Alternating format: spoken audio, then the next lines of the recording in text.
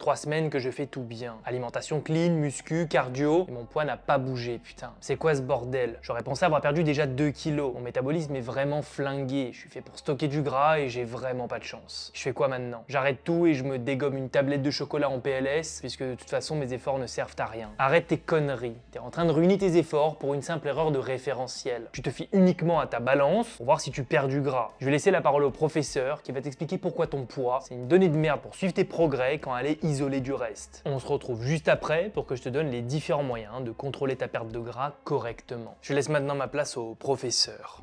Encore une victime de sa balance. Allez, on règle ça de suite. Je vais t'expliquer pourquoi t'appuyer sur ton poids n'est pas une métrique fiable. Point numéro 1, que fait une balance? Elle mesure ton poids, pas juste ton gras, pas juste ton muscle, uniquement un chiffre brut d'une masse totale. Les balances à impédance mètre ont déjà apporté plus d'informations, puisqu'elles donnent une estimation des différentes masses qui composent ton corps. Tu es constitué d'eau, de muscles, de gras et d'os. Elles vont donc fournir des données sur ces différentes masses, ce qui est déjà bien plus intéressant qu'une simple indication d'un poids. Mais attention à la fiabilité de ces balances. Les balances grand public ont une précision globale faible, avec des marges d'erreur importantes, jusqu'à plusieurs dizaines de pourcentages de marge d'erreur en fonction de différents paramètres, comme l'hydratation qui va grandement influencer les résultats. Donc avec une balance classique, tu sais seulement si tu prends ou tu perds du poids, et avec une balance à impédance, tu sauras si tu as tendance à perdre du gras ou à perdre du muscle, mais avec une marge d'erreur importante. Cela reste cependant plus intéressant qu'une balance simple si tu veilles à te peser en suivant toujours le même protocole. Point numéro 2, ton poids peut ne pas bouger alors que ton corps change radicalement. Si tu perds du gras mais que tu prends du muscle et que tu augmentes la taille de tes réserves de glycogène, parce que tu n'es pas encore un pratiquant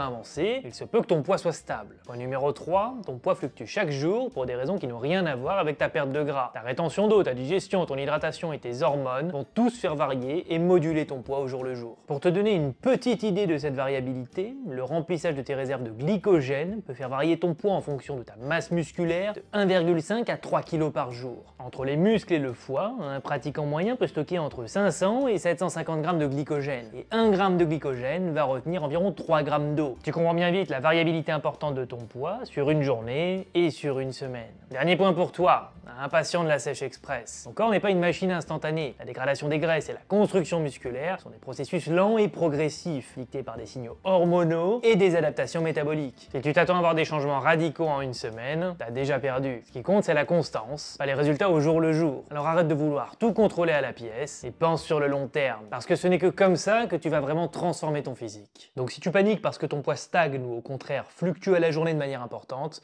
rappelle-toi ce qu'a dit le professeur. Ne s'intéresser qu'à son poids de corps en recomposition, c'est comme vouloir faire de la Formule 1 avec un kart. C'est léger, oui, mais oublier le moteur de 800 chevaux et l'aérodynamique des flux d'air d'atomes d'O2, c'est quand même un peu con. Ce qui compte, c'est pas que tu sois moins lourd, mais que tu consommes le plus possible sans t'épuiser. Ok, donc t'as compris que te peser bêtement est un indicateur peu fiable et peu représentatif de ta perte de gras. Mais du coup, tu fais comment pour t'assurer que ta recomposition est en bonne voie? Eh ben, tu vas t'appuyer sur 5 mesures très simples qui assemblées permettent de fiabiliser la mesure de ta perte de gras. Tu vas te peser tous les 2-3 jours dans les mêmes conditions avec une balance à impédance ou non et faire la moyenne à la semaine de tes pesées. Tu vas faire tes mensurations en tour de bras, tour d'épaule, tour de taille, tour de hanche et tour de cuisse une fois par mois. Tu prends des photos chaque semaine sous le même angle et sous la même lumière au même moment de la journée, à jeun et pas congestionné. Tes vêtements sont aussi un bon indicateur. Un cran de ceinture en moins, un pantalon qui baille à la taille par exemple. Pour terminer, le plus important, tu tiens un carnet d'entraînement. Si tu régresses, c'est pas bon signe. C'est probablement que tu fais mal quelque chose et que tu es en train de perdre du muscle. Va voir ma vidéo sur la stratégie en 3 étapes pour être sec et musclé. Un chapitre est dédié à l'entraînement. Je te la mets en écran de fin. Avec cette méthode fiabilisée par le cumul d'un ensemble de mesures, tu vois les vrais changements sur ton physique et pas juste un chiffre qui joue sur ton mental. Si t'as retenu une chose aujourd'hui, c'est que la balance n'est pas ton meilleur indicateur. Et je dirais même mieux, aucune mesure isolée les unes des autres n'est fiable, excepté un DEXA-scan ou une pesée hydrostatique,